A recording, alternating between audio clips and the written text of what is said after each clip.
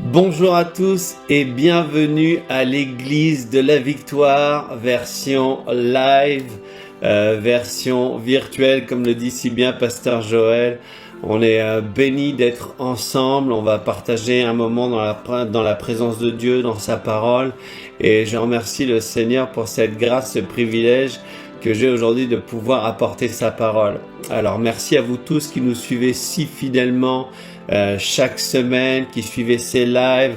On est vraiment bénis, édifiés, nourris. Je sais que pour nous personnellement, moi et ma famille, on regarde chaque semaine Pasteur Joël et Mathilde tous les mercredis, tous les dimanches, et on est vraiment bénis parce qu'il nous apporte de la nourriture solide et on est vraiment encouragés. Alors on veut saluer particulièrement tous les frères et sœurs de l'église de la Victoire.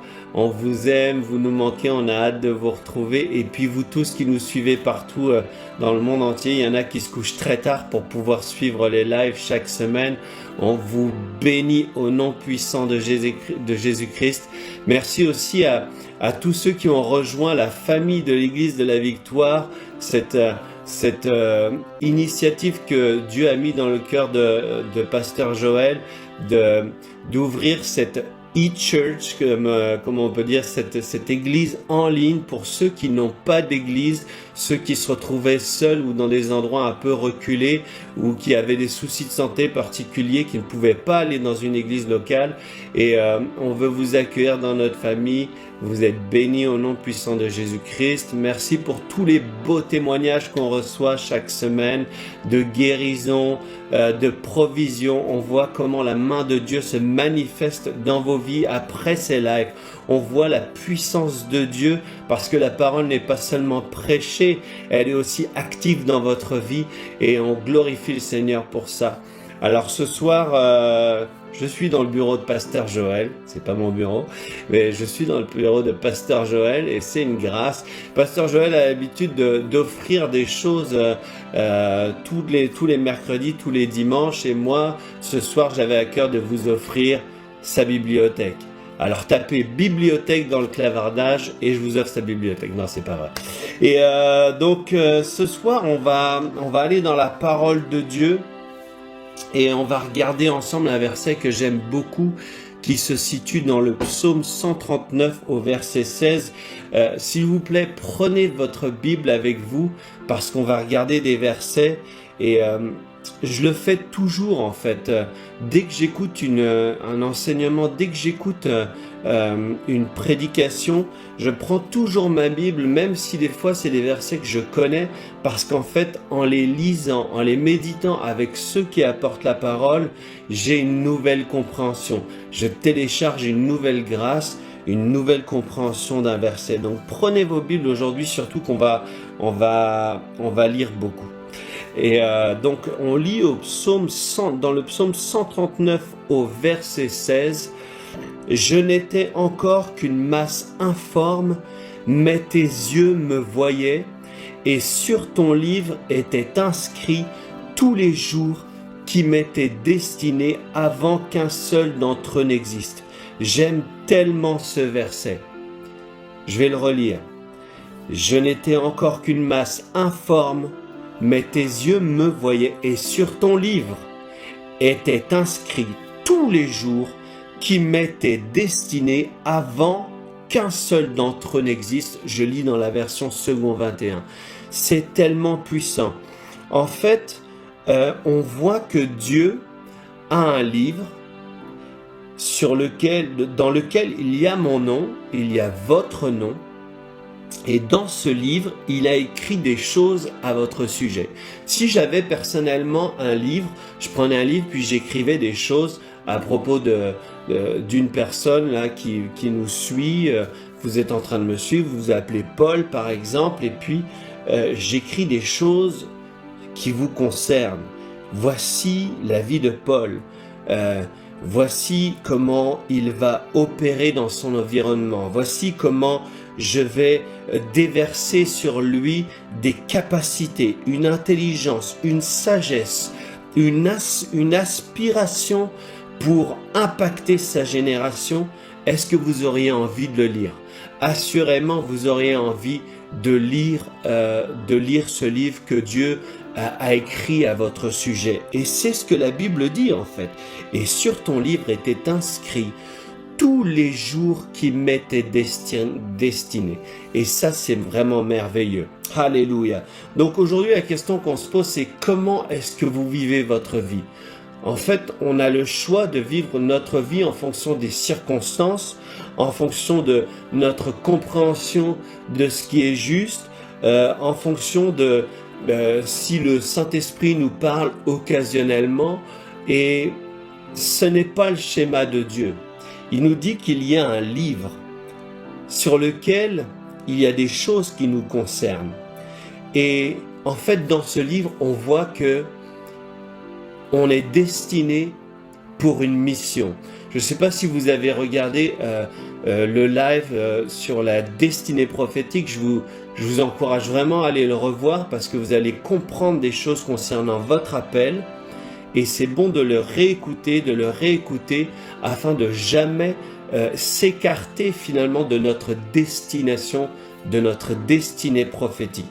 Donc on a une mission pour impacter cette génération. Dieu nous a établis dans une génération pour l'impacter.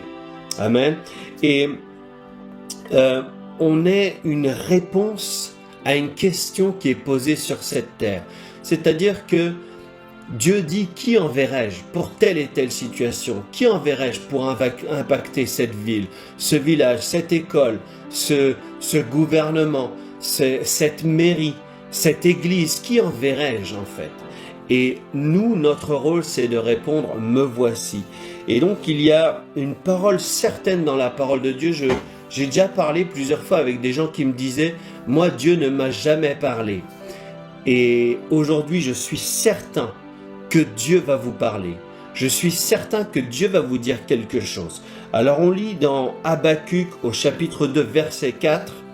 Je lis encore dans la version second 21 parce que je trouve que ça nous parle particulièrement. Il est dit, il est plein d'orgueil, celui dont l'âme n'est pas droite, mais le juste vivra par sa foi.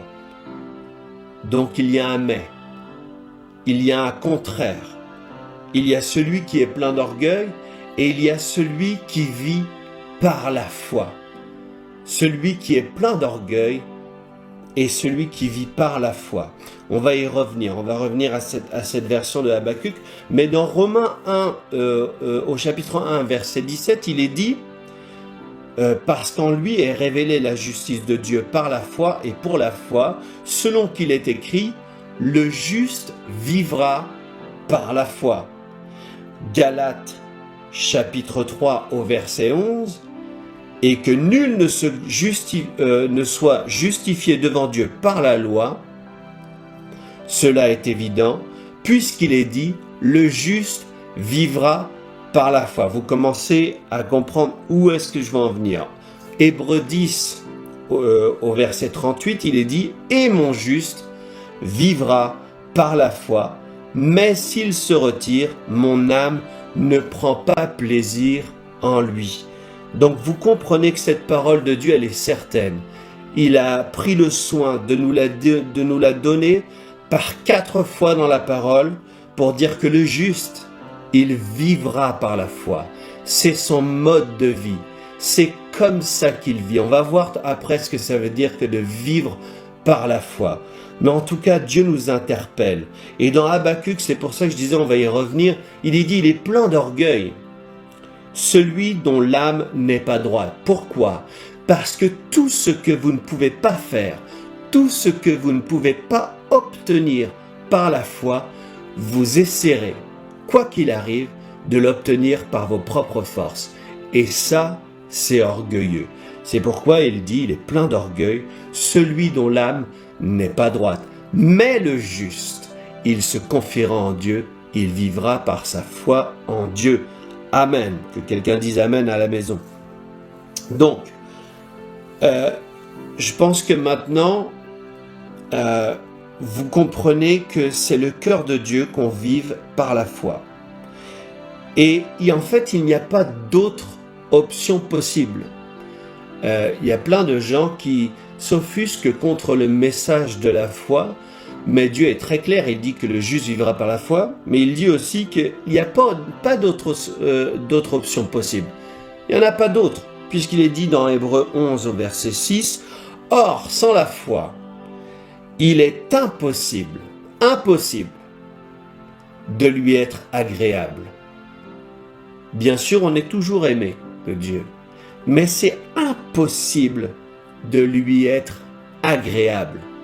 Dieu nous aime non pas en fonction de ce que nous faisons, il nous aime parce qu'il nous aime.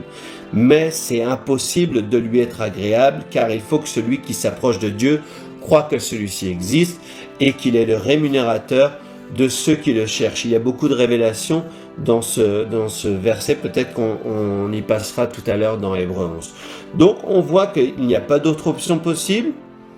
On voit aussi qu'il y a beaucoup de gens qui parlent de vivre par la foi. Certainement, vous l'avez déjà prononcé, je l'ai déjà prononcé, vous l'avez déjà peut-être entendu. Il y a des gens qui disent « Ah ben on a pris telle décision, puis on va vivre par la foi ». Et souvent, lorsqu'on entend ça, on voit que les gens finalement vivent des témoignages où ils ont du manque, ils vivent la disette, ils sont dans l'incertitude, ils sont partis dans des directions hyper hasardeuses, etc.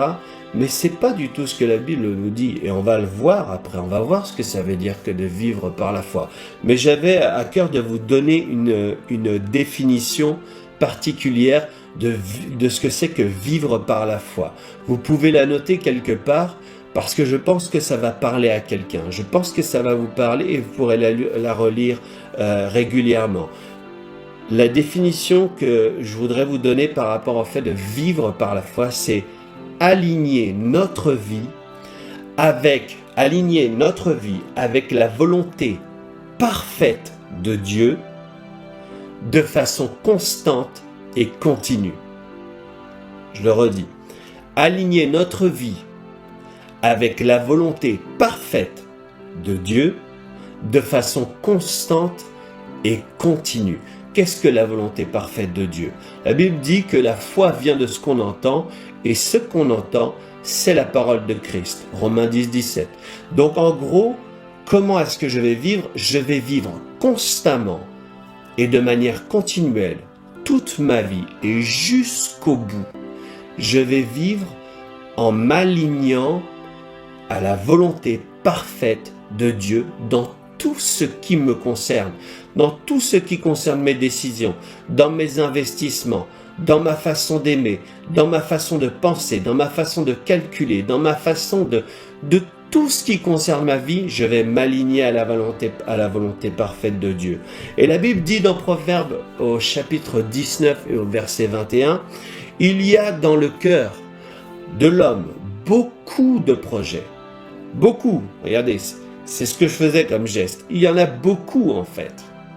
Mais c'est le plan de l'Éternel qui s'accomplit. Ok? Ça veut dire qu'il y a beaucoup de projets dans mon cœur. Moi-même, des fois, je suis en train de rêver, je pense, j'imagine des choses. Même je pense à des choses et je me dis peut-être que Dieu voudrait que je fasse ça. Et puis je réfléchis, puis je prie. Puis j'ai beaucoup de projets des fois dans mon cœur, mais c'est seulement le plan de l'Éternel qui se réalise. Ça veut dire que j'ai le choix aussi de m'aligner à sa volonté parfaite de manière constante et continue. Et c'est ainsi que je réussis. C'est ainsi que je réussis dans toutes mes entreprises. Et c'est aussi là que je reviens à ce verset que je vous ai lu tout à l'heure où il est écrit tous les jours qui m'étaient destinés avant qu'aucun d'eux n'existe. C'est là que j'entre dans le meilleur scénario de ma vie. En fait, je parle souvent de ce verset-là du psaume 139. Pourquoi? Parce que depuis que j'en ai eu la compréhension, je vis ma vie d'une autre manière.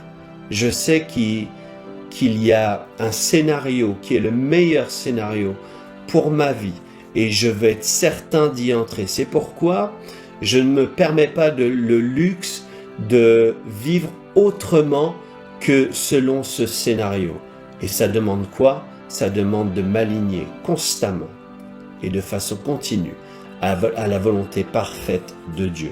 Donc maintenant, on va voir ce que c'est que vivre par la foi. Même si j'ai donné une définition, on a tout un chapitre en fait dans la parole de Dieu qui est extraordinaire. On va le lire ensemble, on va beaucoup lire. Alléluia. Hébreux 11 qui est le chapitre de la foi. Si vous êtes à l'église de la victoire, vous devriez connaître le chapitre de la foi parce que nous prêchons la foi. Nous prêchons la victoire. Nous prêchons que Jésus-Christ est victorieux et qu'il ne vous a pas appelé à être une serpillière dans ce monde ou une mope. Il vous a appelé à être victorieux, à vivre une vie de victoire chaque semaine, chaque mercredi, chaque dimanche. Ce qu'on veut en fait, ce que le mandat que ce ministère a reçu, c'est vraiment de vous fortifier, c'est vraiment de vous faire vivre l'excellence dans tous les domaines, parce que c'était le cœur de Dieu finalement lorsqu'il a créé son vis-à-vis, lorsqu'il a créé l'homme, lorsqu'il a placé Adam, il l'a créé avec cette capacité de reproduire, de produire la même chose que Dieu avait produit au départ lorsqu'il a créé le ciel, la terre et tout ce qui remplissait la terre. En fait, il a placé Adam dans le jardin d'Éden, et ce qu'il voulait, c'était que Adam continue cette œuvre sur le reste de la planète. Bien sûr, on sait ce qui s'est passé dans la vie d'Adam, mais ce ne sera pas votre cas. Vous allez entrer parfaitement dans votre destinée prophétique. Encore une fois, allez revisionner cette vidéo, c'est vraiment important pour vous parce que le temps file et vous avez besoin de vivre exactement le meilleur scénario de votre vie, vous aligner à la volonté parfaite de Dieu. Donc, on est dans Hébreux 11 où il est écrit, où il est rappelé ce que les héros de la foi, les héros et les héroïnes de la foi ont pu vivre. Tout un chapitre pour nous dire ce que c'est que vivre par la foi. Non, vivre par la foi, ce n'est pas vivre d'une manière hasardeuse, ce n'est pas avoir une parole de temps en temps et puis tout le reste de notre vie on fait en fonction des circonstances, où on se bat avec les circonstances. Ce n'est pas non plus dépendre de nos richesses, ce n'est pas non plus dépendre de notre absence de richesse, ce n'est pas dépendre d'un héritage qu'on aurait eu. C'est toujours s'aligner avec notre Dieu qui se manifeste d'une manière extraordinaire dans tous les domaines. On va le voir ensemble, on va le voir dans Hébreux 11. Donc, on lit déjà au verset 4, dans le verset 4, « C'est par la foi qu'Abel offrit à Dieu un sacrifice plus excellent. » Souvenez-vous toujours, on va parler tout du long de cet enseignement, on va parler de ce que c'est que de vivre par la foi. C'est par la foi qu'Abel offrit à Dieu un sacrifice plus excellent. Donc comment est-ce que j'offre un sacrifice excellent dans ma vie? Comment est-ce que j'offre un sacrifice excellent à Dieu? C'est par la foi. Vous allez comprendre où est-ce que je veux en venir. Il offrit un sacrifice plus excellent que celui de Caïn. C'est par elle qu'il fut déclaré juste, Dieu approuvant ses offrandes, et c'est par elle qu'il parle encore, quoique mort. C'est par la foi qu'Enoch fut enlevé dans l'intimité glorieuse avec Dieu. C'est par la foi qu'il fut enlevé et pour qu'il ne vit point la mort, encore une fois, et qu'il ne parut plus parce que Dieu l'avait enlevé, car avant son enlèvement, il avait reçu le témoignage. Comment est-ce qu'il a reçu ce témoignage? Par la foi qu'il était agréable à Dieu. Alléluia. Il s'était aligné à la volonté parfaite de Dieu. C'est pour ça qu'il avait ce témoignage en vivant par la foi. Dis Amen à la maison. Donc, or, sans la foi, il est impossible de lui être agréable, car il faut que celui qui s'approche de Dieu croit que Dieu existe et qu'il est le rémunérateur de ceux qui le cherchent. C'est par la foi que Noé, divinement averti des choses, regardez bien, par la foi, Qu'est-ce que ça veut dire vivre par la foi? C'est être divinement averti, c'est-à-dire opérer dans une dimension prophétique. Vivre par la foi, c'est opérer dans la dimension prophétique. C'est le texte qui le dit, c'est pas moi. Donc, divinement averti des choses qu'on ne voyait pas encore et saisi d'une crainte respectueuse. C'est par la foi qu'on marche dans la crainte. La foi nous amène dans une crainte, une sainte crainte de Dieu. On va l'expliquer peut-être un peu plus tard. C'est par la foi donc qu'il construisit une arche, qu'il a reçu l'habileté, la capacité, la compétence, la sagesse, l'intelligence au milieu de ses contemporains de construire une arche. La Bible ne nous dit pas que Noé était un architecte, mais par contre la Bible nous dit clairement que Dieu est un architecte et on va le voir plus loin dans ces versets. J'espère que vous recevez quelque chose en ce moment parce que c'est tellement puissant. Vivre par la foi, ce n'est pas une vie de disette, ce n'est pas une vie hasardeuse. C'est ce que les héros de la foi ont vécu. Donc ça nous dit que divinement averti, donc dimension prophétique. Ensuite, saisi d'une crainte respectueuse, il construisit une arche pour sauver sa famille. C'est encore par la foi qu'il a sauvé sa famille. C'est par elle qu'il condamna le monde. C'est par cette foi qu'il a prononcé une parole de jugement sur le monde. C'est par elle qu'il devint héritier de la justice qui s'obtient par la foi. Donc, lorsque je vis par la foi, qu'est-ce que ça veut dire vivre par la foi? C'est offrir un sacrifice excellent. Lorsque je cherche ce que je pourrais offrir à Dieu, par la foi, j'ai une compréhension de ce que je devrais offrir à Dieu. C'est être déclaré juste. C'est aussi avoir la compréhension que j'ai été justifié par la foi en Jésus-Christ. C'est avoir des offrandes qui sont approuvées de Dieu, on l'a vu ici. C'est vivre une intimité profonde, comme Enoch a été ravi.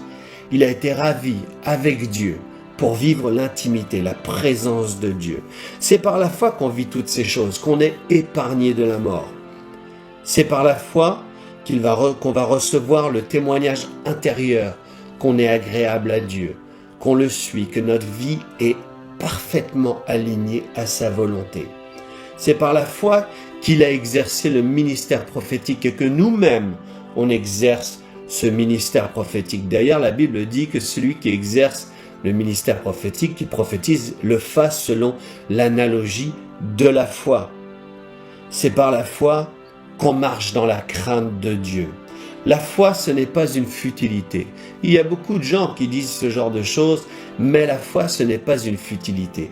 La foi, c'est vivre par la foi, c'est être tellement attaché à Dieu qu'on n'a pas du tout envie de sortir de notre track, je ne sais plus comment on dit en français, de notre piste, de notre alignement avec Dieu.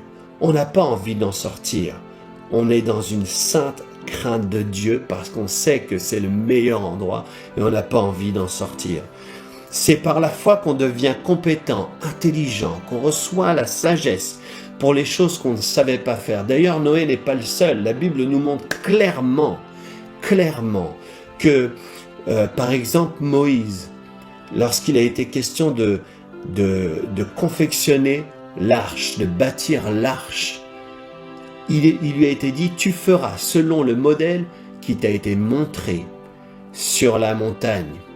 C'est-à-dire qu'il a reçu un plan de construction, non pas auprès des architectes, mais auprès de l'architecte des architectes. C'est-à-dire que Dieu aujourd'hui, alors que vous êtes en train de vous poser des questions peut-être d'une construction de maison ou d'un bâtiment ou de quelque chose, l'architecte des architectes peut vous aider et vous donner la compréhension, l'intelligence, la sagesse. Donc c'est par la foi, c'est ça vivre par la foi. C'est vivre par la foi, c'est la façon que Dieu nous donne pour sauver notre famille. C'est ce qui est dit pour Moïse, il a sauvé sa famille. C'est en vivant par la foi qu'on condamne le monde. Bien sûr, nous, on n'est pas là pour condamner le monde, mais pour condamner le prince de ce monde. C'est par la foi qu'on peut le condamner. C'est par la foi qu'on devient héritier de la justice. C'est merveilleux. Alléluia. Je poursuis au verset 8 maintenant. On est sur la foi d'Abraham. C'est par la foi qu'Abraham, lors de sa vocation, obéit. C'est par la foi qu'il a obéi. Obéit et parti pour un lieu qu'il devait recevoir en héritage, et qu'il partit sans savoir où il allait. C'est par la foi qu'il vint s'établir dans la terre promise, comme dans une terre étrangère, habitant sous les tentes, ainsi qu'Isaac et Jacob, les cohéritiers de la même promesse, car il attendait la cité qui a de solides fondements, celle dont Dieu est l'architecte et le constructeur. Alléluia. C'est par la foi que Sarah elle-même, malgré son âge avancé, fut rendue capable d'avoir une postérité. C'est par la foi que ceux qui sont déclarés stériles enfantent. Amen. C'était le cas de Sarah. Qu'est-ce que ça veut dire vivre par la foi? C'est opérer dans la dimension des héros de la foi. Et Dieu vous appelle héros de la foi. Il vous appelle héroïne de la foi. C'est à cela qu'il vous a appelé, et c'est là que vous allez. C'est exactement à cet endroit que vous allez. Alléluia. Gloire à Dieu. J'espère que vous recevez en ce moment. Qu'elle fut rendue capable d'avoir une postérité parce qu'elle crut à la fidélité. C'est par la foi qu'elle a reçu cette révélation de la fidélité de Dieu. Alléluia, c'est tellement puissant. Qu'est-ce que ça veut dire encore vivre par la foi? Selon ce qu'on vient de voir, c'est marcher dans l'obéissance. D'ailleurs, il est dit clairement dans la parole, dans Romains, je crois, 1,5, que c'était afin d'amener tout homme à l'obéissance de la foi. Donc la foi nous fait marcher dans l'obéissance. J'ai entendu des tas de choses concernant la foi, concernant le fait de vivre par la foi. Comme si, en fait, nous étions juste des personnes qui se servaient de Dieu. C'est faux.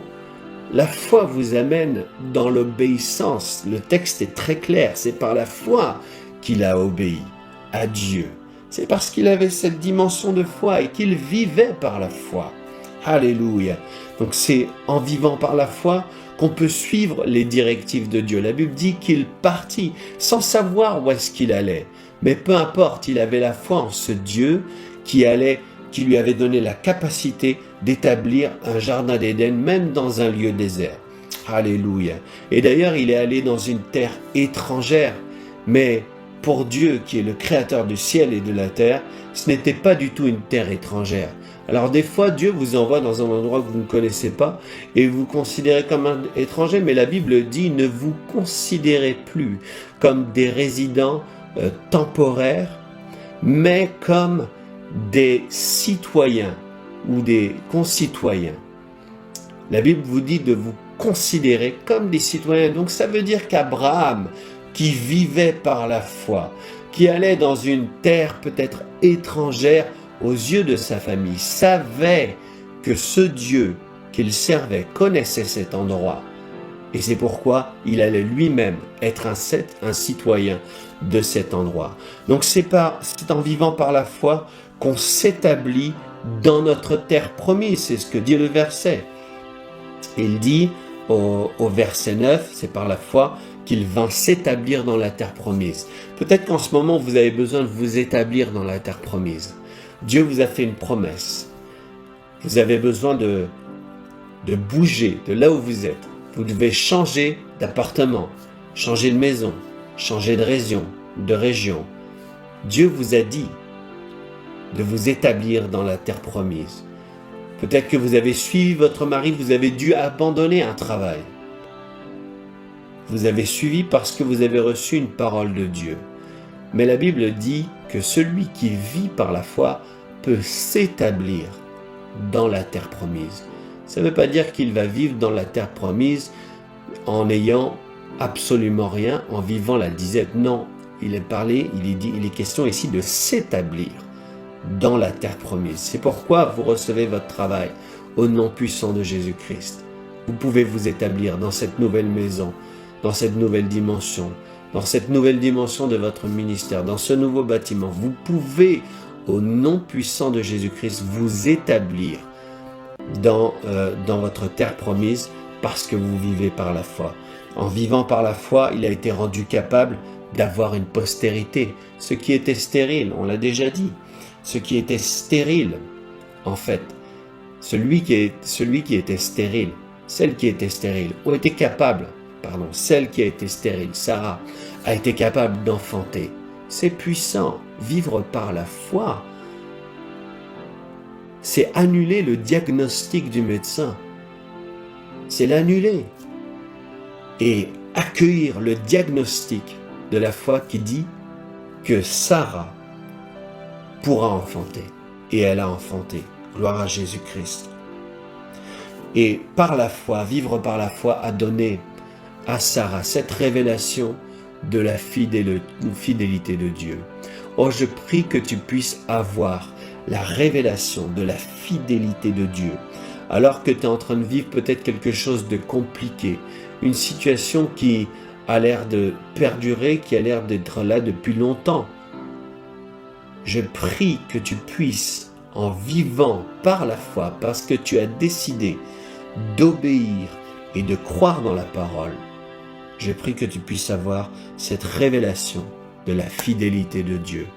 Et je crois qu'au moment où tu reçois, tu télécharges cette révélation de la fidélité de Dieu, le Dieu fidèle se lève pour toi et il manifeste ton miracle sous tes yeux, au nom puissant de Jésus-Christ. On poursuit, on est au verset 13.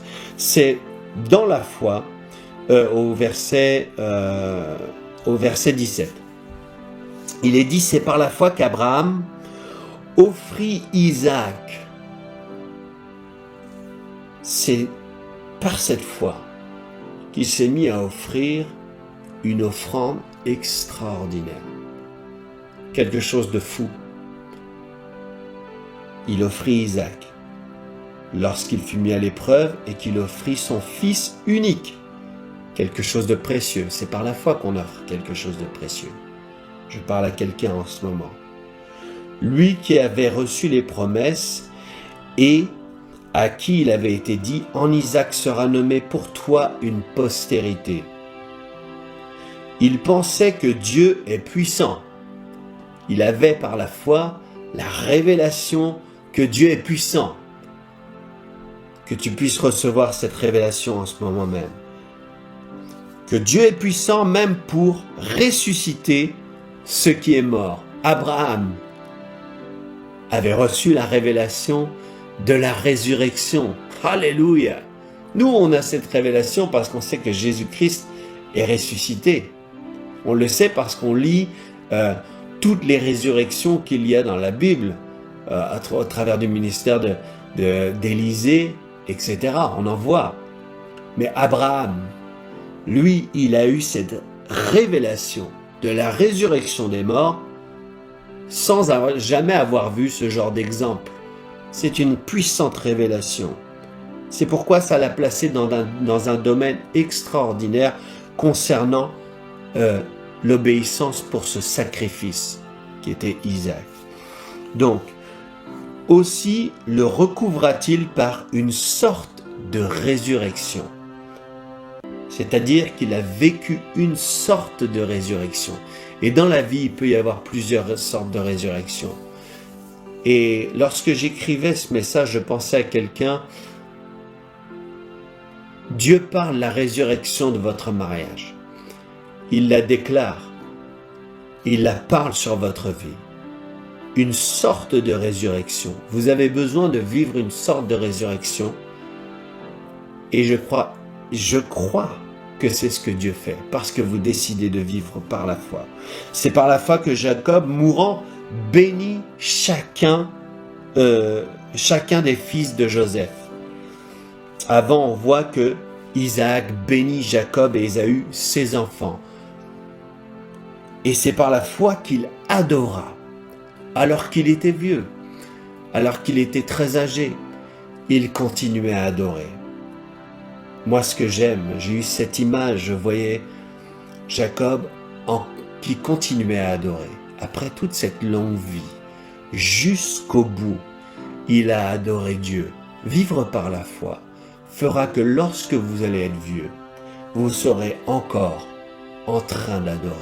Il y a de grands hommes de Dieu qui sont partis, je suis certain, en priant en langue, en adorant le Seigneur, et ils sont partis dans la gloire, parce que jusqu'au bout, ils ont adoré. Et ça, c'est la grâce de ceux qui vivent par la foi. Non, vivre par la foi, c'est pas vivre une vie hasardeuse et une vie de miettes ou au petit bonheur la chance. Pas du tout. Vivre par la foi, c'est vivre tous ces témoignages puissants. Et Jacob était donc appuyé sur l'extrémité de son bâton. S'il était appuyé sur l'extrémité de son bâton, c'est parce qu'il était debout. Il était debout jusqu'au bout. Alléluia! Vivre par la foi, c'est vivre en pleine santé, jusqu'au bout. Alléluia! Que ce soit votre portion, au nom puissant de Jésus-Christ. Donc on a vu encore dans cette portion que par la foi, on offre un sacrifice extraordinaire. Lorsque on vit par la foi, on est dans notre vie, on est là, et puis on voit que on a à cœur de semer dans tel ministère. On a à cœur de faire telle et telle chose, d'investir notre vie pour tel ministère. Parce que on est comme Abraham. Vivre par la foi, ça nous pousse à offrir un sacrifice extraordinaire. Vous savez, je pense à cet homme qui me parle beaucoup, qui s'appelle Barnabas. Barnabas, c'est un de mes personnages préférés dans la parole. J'aime beaucoup. Barnabas, on est amis. Et je l'aime vraiment beaucoup. La Bible dit qu'il y avait un disciple qui s'appelait Joseph. C'était un lévite, donc c'était certainement un chantre. C'était peut-être un musicien.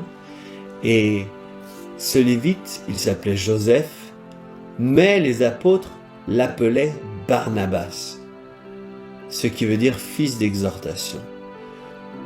Pourquoi ils l'ont appelé fils d'exhortation? Parce qu'il avait commencé à exhorter, parce qu'il exhortait les gens, parce qu'il encourageait, parce qu'il avait une parole pour encourager, pour susciter la vie, pour dire aux gens comment aligner leur vie avec la volonté parfaite de Dieu. C'était ça, il discernait ça chez les gens. Et d'ailleurs, la parole prophétique, c'est une parole d'exhortation. C'est pourquoi on voit plus tard qu'il y avait à Antioche des prophètes et des docteurs, Barnabas et Paul. Barnabas était prophète. Donc on voit que Barnabas est un lévite, puis on voit que Barnabas est un prophète, et puis on voit après que le Saint-Esprit met témoin à part Barnabas et Paul pour l'œuvre à laquelle je les ai appelés. Barnabas a été un apôtre. Et en fait, ce matin, j'étais en train de prier, et là je me dis, mais qu'est-ce qui s'est passé pour qu'il devienne un apôtre? Barnabas avait vendu un champ. Il avait déposé l'argent aux pieds des apôtres. Il aurait pu se servir de cet argent pour aider les pauvres, pour faire telle et telle chose. C'est un fils d'exhortation, il savait encourager. Mais il l'a déposé aux pieds des apôtres. Pourquoi? Parce qu'il valorisait le ministère des apôtres. Il a valorisé le ministère des apôtres, non pas qu'il ait acheté son ministère, loin de là. Il a valorisé le ministère des apôtres. Il est lui-même devenu apôtre. Vous ne pouvez pas obtenir dans votre vie ce que vous ne valorisez pas chez les autres. Pourquoi je dis ça? Parce que je parle d'un sacrifice excellent, un sacrifice extraordinaire. Vivre par la foi va vous amener à faire comme Barnabas, un sacrifice extraordinaire. Parce que dans votre cœur, vous portez, et Barnabas, j'en suis certain, il portait déjà dans son cœur l'appel d'apôtre. Il le portait déjà. Et ce geste ce geste de valoriser le ministère des apôtres l'a amené dans sa dimension, dans la dimension dans laquelle il devait opérer. Donc je poursuis et nous sommes rendus au verset 22. On lit beaucoup ce soir, mais il y a tellement de choses excellentes. Hébreux 11, c'est une prédication en fait. On a juste à lire et c'est toute une prédication. Mais je voulais vraiment vous communiquer ce que c'est que vivre par la foi. C'est-à-dire que c'est une façon de vivre de tous les jours. Tous les jours, vous devriez être animé. Comment est-ce que je fais pour vivre par la foi?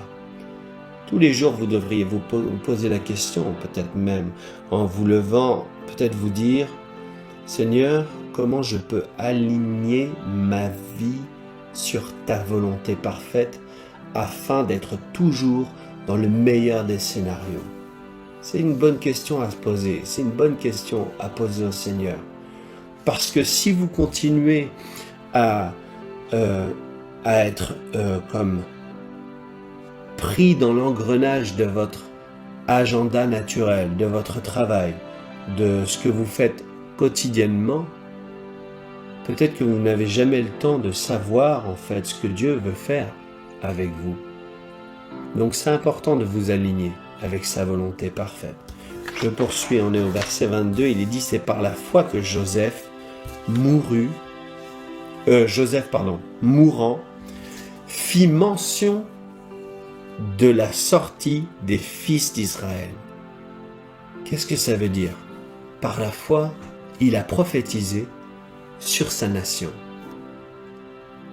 Lorsqu'on vit par la foi, on a cette capacité de prophétiser sur notre nation. C'est ce qu'il a fait.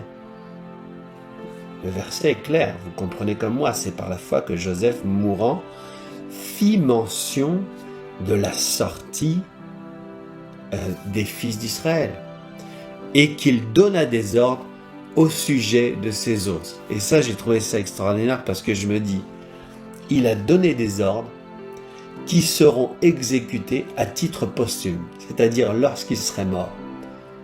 Celui qui vit par la foi, comme Oral Roberts par exemple a vécu par la foi, laissant un héritage, une université, c'est notre héritage, c'est ce à quoi on est appelé. Celui qui vivra par la foi pourra même donner des ordres qui seront exécutés lorsque nous serons partis, lorsque nous serons avec le Seigneur. C'est tellement merveilleux. Alléluia. En tout cas, moi, ça me réjouit. Il n'y a personne ici pour se réjouir avec moi. C'est par la foi que Moïse, à sa naissance, fut caché. Donc, il a été abrité, il a été mis à part pendant 3 mois par ses parents parce qu'ils virent que l'enfant était beau. Alléluia. C'est aussi par la foi que votre beauté est révélée. C'est par la foi, en vivant par la foi. Il y a des gens, peut-être vous êtes célibataire et puis jamais personne ne vous a remarqué, mais le jour où vous commencez à vivre par la foi, vous vous alignez au meilleur scénario et vous devenez la meilleure version de vous-même. Et c'est là que quelqu'un commence à remarquer votre beauté intérieure. C'est pour ça que David a eu cette révélation lui-même. Je te loue de ce que je suis, une créature si merveilleuse. C'est le fait de vivre par la foi qui lui a donné cette compréhension, cette révélation de qui il était. Vivre par la foi, ça va vous amener à comprendre votre identité en Jésus-Christ, votre véritable identité. Alléluia. Et vous verrez que vous ne manquerez absolument de rien. Et donc je disais, parce qu'ils virent que l'enfant était beau, et ils ne craignirent pas l'ordre du roi. Notez ça encore. C'est par la foi que Moïse, devenu grand, refusa d'être appelé fils de la fille de Pharaon, aimant mieux être maltraité avec le peuple de Dieu que d'avoir pour un temps la jouissance du péché. Donc, il a refusé d'être appelé fils de la fille de Pharaon. C'est-à-dire qu'il a refusé totalement le compromis. Comment il a fait? Quelle force? Qu'est-ce qu'il a amené? Qu'est-ce qui l'a poussé à refuser d'être même appelé fils de la fille de Pharaon alors qu'il vivait dans une condition d'extrême prospérité? Parce que la foi nous fait choisir. Elle nous fait choisir Dieu et elle nous fait refuser le compromis.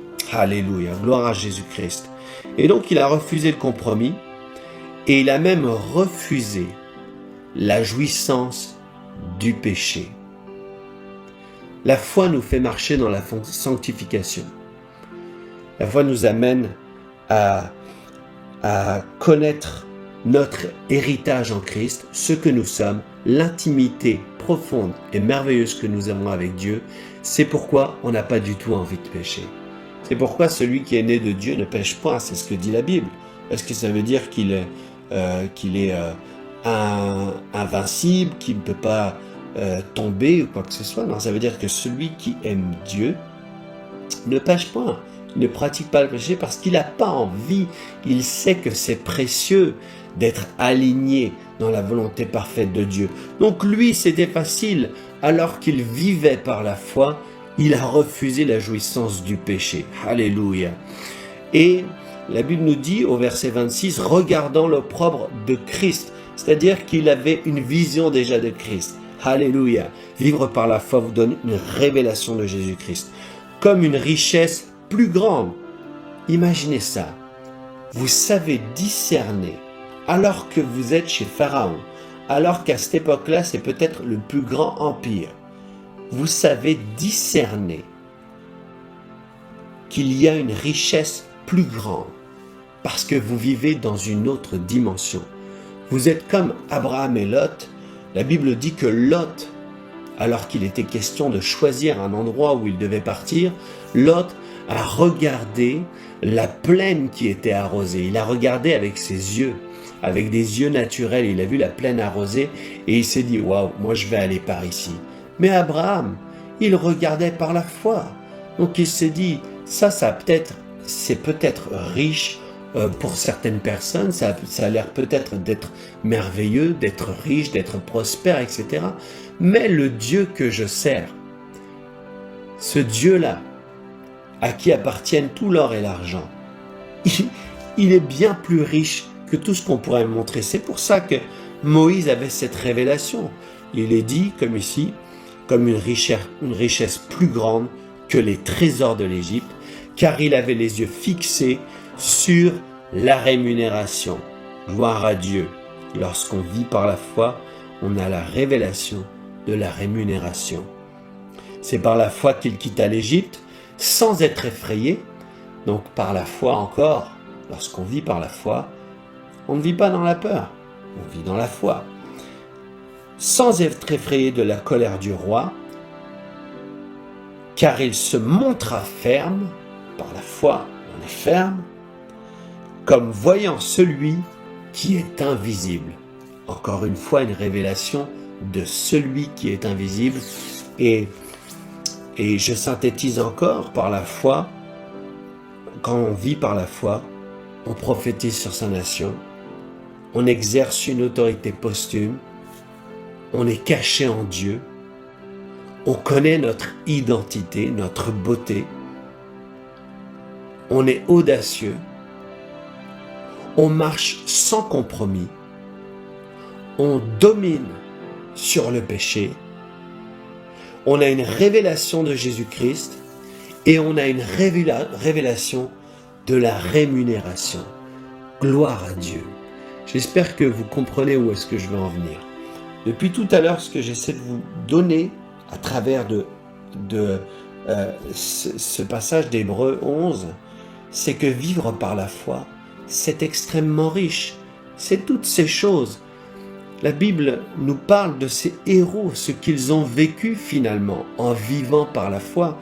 Et c'est ce qui est notre héritage. Pourquoi est-ce que celui qui a écrit l'Épître aux Hébreux prend le temps de signaler que eux ont vécu ces choses-là, et on voit même qu'à la fin que c'était pour nous-mêmes qu'ils les ont vécues, c'est pour nous-mêmes qu'ils sont un témoignage. Donc, je poursuis au verset 28. C'est par la foi qu'il fit la Pâque et l'aspersion du sang. Donc, Moïse a eu la révélation de la communion, de ce que c'était que le sang de Jésus. Encore une fois, il y a eu un live sur le sang de Jésus, la protection par le sang. Je vous encourage à aller le voir. Mais la Bible dit que celui qui vit par la foi peut avoir cette révélation. Et Moïse l'a eu. C'est par la foi qu'il fit la Pâque et l'aspersion du sang, afin que l'exterminateur ne touchât pas au premier des Israélites. C'est par la foi qu'ils traversèrent la mer Rouge comme un lieu sec. Tandis que les Égyptiens, qui en firent la tentative, furent engloutis. C'est par la foi que les murailles de Jéricho tombèrent, les forteresses. Vous voyez cette drôle de stratégie en fait que le peuple de Dieu va avoir. Ils vont tourner autour d'une muraille. Et que je sache, j'ai jamais fait l'armée, mais tourner autour d'une muraille, ça l'a jamais fait tomber, mis à part dans ce passage-là. Vivre par la foi va vous donner des stratégies militaires. Vous avez besoin d'une stratégie militaire, je paraphrase, mais c'est une stratégie spirituelle pour faire tomber cette forteresse, faire tomber ces raisonnements, faire tomber ces choses qui s'opposent à vous. Et alors qu'ils vivaient par la foi, ils ont reçu une stratégie peut-être folle aux yeux du monde. Ils ont tourné 6 fois, puis le septième jour, ils ont tourné, je crois, 7 fois, et au 7e tour, ils ont fait de la trompette. Waouh! Stratégie militaire, tu joueras de la trompette. Oh, alléluia! Vivre par la foi, c'est vivre des choses extraordinaires. Et donc, ils ont fait tomber cette forteresse après qu'on en eut fait le tour pendant 7 jours. Même ça, c'est une révélation de la foi. Combien de temps? Par exemple, dernièrement, je parlais avec quelqu'un et Dieu lui a donné le nombre de jours qu'il devait jeûner. Parce que c'est important pour Dieu. Il veut notre agenda soit aligné avec son agenda. Donc, il peut même te donner la révélation de combien de temps il faut que tu fasses cette routine. Il a dit 7 jours pour ce qui concerne le peuple d'Israël autour de Jéricho. C'est par la foi que Rahab, la prostituée, ne périt pas. On échappe même à la mort lorsqu'on vit par la foi. Elle ne périt pas avec les rebelles parce qu'elle avait reçu les espions avec bienveillance. C'est aussi par la foi qu'on exerce la bienveillance. Et Rahab, on sait qu'elle va être affiliée, ou bien il me semble, à la lignée de Christ. Imaginez ces héros, ces héroïnes qui ont décidé de vivre par la foi. Ils ne se sont pas livrés à une vie hasardeuse qui était sans puissance, mais bien au contraire, regardez tous ces témoignages. C'est extraordinaire. Et à partir du verset 32, celui qui écrit l'épître aux Hébreux va nous donner un festival de ce que c'est que de vivre par la foi. Et que dire encore? Et que dirais-je encore? Car le temps me manquerait pour parler de Gédéon, de Barak, de Samson, de Jephthé, de David, de Samuel et des prophètes, qui, par la foi, vainquirent des royaumes, exercèrent la justice, obtinrent des promesses, fermèrent la gueule des lions, éteignirent la puissance du feu, échappèrent aux tranchants de l'épée, guérirent de leur maladie, furent vaillants à la guerre, mirent en fuite des armées étrangères, et les femmes recouvrèrent leur mort, etc. Mais en gros, ce que j'essaie de vous dire, c'est que vivre par la foi, c'est tellement puissant. Et Dieu veut faire de vous un héros. Dieu veut que vous agissiez dans cette vie comme un héros. Vous avez une mission sur cette terre. Il y a une question qui est posée et c'est vous qui répondez à cette question. En entrant exactement en alignant votre vie, votre agenda, votre investissement, tout ce qui vous concerne en fait. Investissez votre argent, votre temps, vos pensées, votre façon de collaborer avec Dieu, de collaborer avec le Saint-Esprit. Dieu veut faire de vous un héros. Et vivre par la foi, c'est devenir un héros comme ils sont devenus des héros.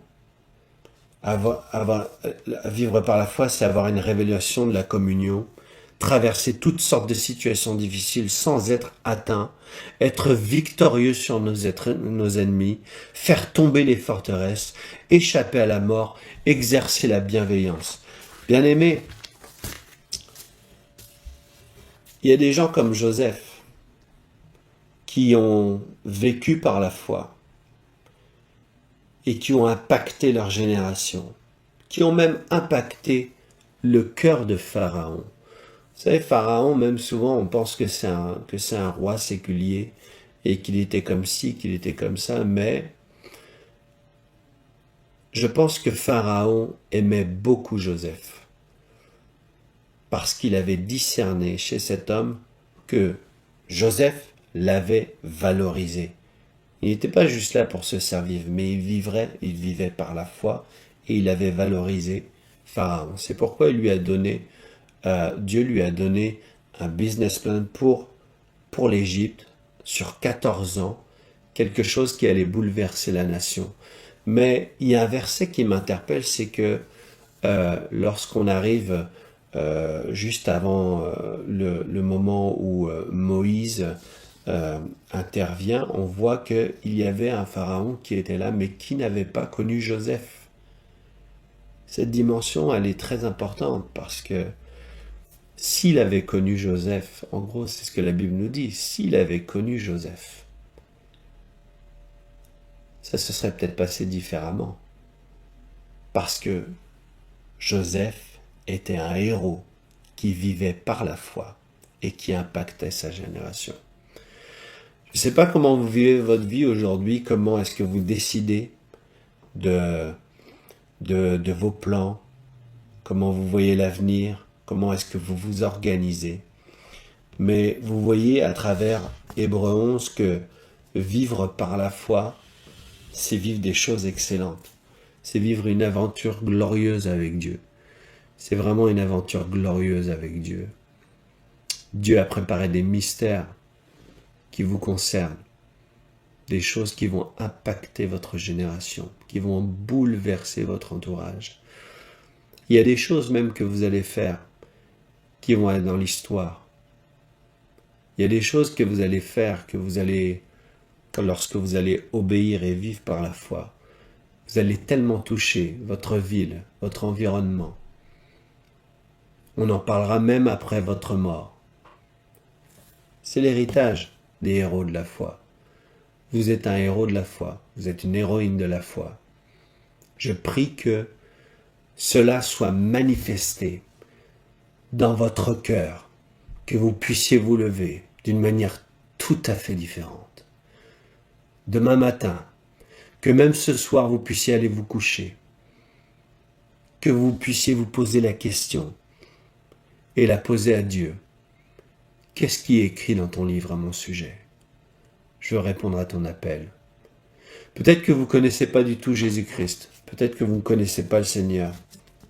Vous êtes tombé sur cette vidéo par hasard. Et en fait, Dieu vous aime et vous valorise énormément. Vous avez tellement de valeur à ses yeux qu'il a même écrit un livre. Et il attend que vous vous approchiez de lui. Et il veut vous révéler. Voici ce que j'avais prévu pour toi. Et il dit encore, c'est pas trop tard. Aussi longtemps qu'on peut dire aujourd'hui. C'est pas trop tard. Et il va même vous révéler que toutes les choses que vous avez vécues, les choses malheureuses, c'était pas son plan. Mais en un instant, il est capable de vous faire vivre une forme de résurrection, une sorte de résurrection dans votre appel, dans votre destinée. Alors que vous vous êtes laissé dévalorisé par ce que les hommes ont pensé de vous. Dieu vous valorise tellement. Vous êtes un héros, vous êtes une héroïne pour lui. Et il veut faire des choses avec vous. Il veut impacter le monde. Il veut implanter un jardin d'Éden dans des lieux déserts. Il veut transformer l'économie de votre village. Il veut transformer le climat spirituel de votre région. Alors si vous ne connaissez pas le Seigneur Jésus-Christ, c'est très simple. La Bible dit que c'est en croyant dans son cœur et en confessant de sa bouche que Jésus-Christ est le Seigneur, qu'on parvient au salut. Alors si vous voulez être sauvé, si vous voulez appartenir à cette grande famille de Dieu et de devenir un héros ou une héroïne, vous pouvez prier avec moi. Seigneur, merci parce que je vois que tu me valorises. Tu me valorises et je te remercie. Maintenant, je veux entrer dans ce meilleur scénario, celui que tu as écrit pour moi. Je te demande pardon d'avoir vécu sans toi jusqu'à aujourd'hui. Mais maintenant, je veux faire de toi le Seigneur de ma vie. Je veux vraiment aligner toute ma vie avec ta volonté parfaite de façon constante et continue, afin de vivre l'excellence, afin de vivre heureux, heureuse, afin de vivre tout ce que tu as écrit dans ton livre. Je te donne ma vie, fais de ma vie un chef-d'œuvre pour toi. Merci. Merci Seigneur. Amen. Et lorsque vous faites cette prière, le Saint-Esprit vient demeurer dans votre cœur. Envoyez-nous un mail à info@églisedelavictoire.com si vous avez vécu cette expérience de donner votre vie à Jésus. On est là pour vous aider, vraiment. C'est le cœur de l'Église de la Victoire, c'est de vous fortifier, de vous aider, de vous faire entrer dans votre appel. C'est vraiment le mandat de l'Église. Et c'est aussi de transformer le climat spirituel de la francophonie par la diffusion de ce message de la foi. Ce message qui transforme, ce message qui suscite des héros, qui prend des personnes en qui personne ne croyait pour en faire des héros. C'est le cœur de Dieu, c'est ce qu'il veut faire. Merci à vous qui nous suivez fidèlement. Et si vous avez à cœur de semer dans ce ministère, je vous encourage à visiter la page semer.ca. Nous voulons toucher en fait toute la francophonie. Nous voulons aller chercher ceux que peut-être ce monde a laissé de côté, a dévalorisé. Et on va aller crier de la part de Dieu que ces gens ont de la valeur. Donc si vous avez à cœur de semer, vous devenez participant, comme Barnabas est devenu participant en valorisant le ministère des apôtres. Visitez donc la page semer.ca et faites vraiment cette prière de tout votre cœur. Positionnez-vous. Seigneur, comment est-ce que je vais faire pour vivre par la foi? Je sais que tu m'appelles à être un héros, je sais que tu m'appelles à être une héroïne. Et je veux plus perdre mon temps. Je veux que mon temps soit valorisé. Je veux être comme ces héros. Je veux pouvoir échapper à la fosse. Je veux pouvoir avoir une conscience de mon héritage. Je veux pouvoir vivre l'intimité comme Enoch a été enlevé. Je veux pouvoir recevoir la sagesse comme Noé a reçu la sagesse, l'intelligence pour bâtir une arche. Mais ce n'est pas le seul. On a vu que Moïse aussi a eu cette sagesse pour bâtir l'arche. On a vu aussi que David a eu les plans d'architecte du temple. Salomon l'a construit, mais c'est David qui l'a reçu en esprit. Dieu veut vous donner sa sagesse, il veut faire de vous un héros qui a une sagesse, une compétence, une habileté différente et qui épate même ses contemporains, à la manière de Daniel dont il était dit qu'il avait une intelligence supérieure. C'est votre portion, c'est la portion du juste, celui qui vit par la foi, celui qui est constamment en train de s'aligner avec la volonté de Dieu, la volonté parfaite de Dieu, pour vivre l'excellence, pour être exactement là où il doit être, au moment où il doit être, et de manière constante et continue, et jusqu'au bout. Alors j'espère que ce message vous a béni. Je crois vraiment que Dieu vous a parlé et que vous comprenez que vous entrez dans une nouvelle dimension d'obéissance. C'est aussi par la foi qu'on entre dans l'obéissance. Et on se retrouve, on est quel jour? On est mercredi, je serai là dimanche, non c'est pas moi. Donc on se retrouve dimanche pour notre culte avec Pasteur Joël et Mathilde. Envoyez-leur un petit message. Envoyez-leur un petit message à info@église de la victoire pour leur dire combien vous les aimez.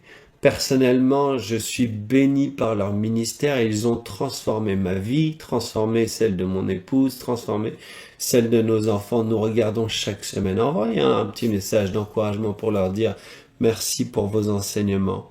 Et puis si vous avez vécu une guérison, si vous avez vécu quelque chose de particulier, on aime beaucoup recevoir les témoignages. On aime ça et on en reçoit plein. Et c'est bien parce que ça nous fortifie aussi et ça nous encourage. On a besoin d'être encouragé. Donc envoyez-nous un message à info@église de la victoire. Et puis c'est ça, on se retrouve dimanche et d'ici à la prochaine fois, soyez richement bénis!